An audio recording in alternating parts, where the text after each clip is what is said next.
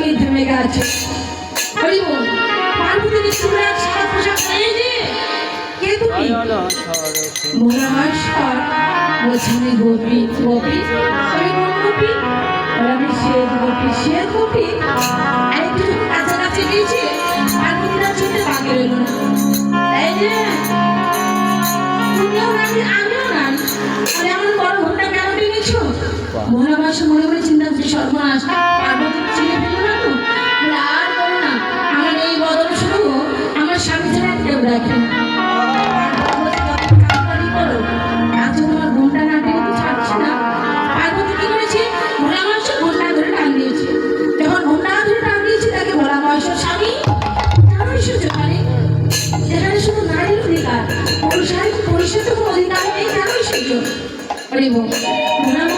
পার্বতী তুমি বড় ভাগ্যবতী, ভগবান রাসবিলাস করে তুমি দর্শন করতে পেরে, কিন্তু আমার ভাগ্যে হলো না। তবে শোনো, ভগবানের রাসবিলাস করছে গোপনে, আমি যখন আগত কলিযুগে অদ্বৈত হয়ে যাব, সকল ভক্তের মাঝে এই রাস প্রকাশ করব।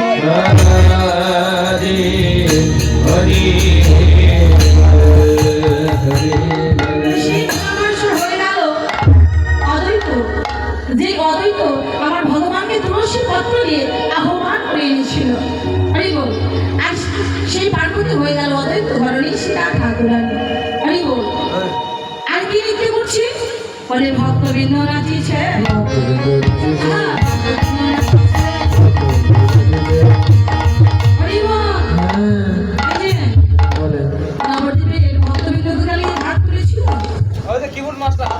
তোমরা তো রাত জেগে বসে আছো তাই না? কতজন বাড়ি থেকে আমার হাত হাত তোলো, অনিতাই গৌর হরে।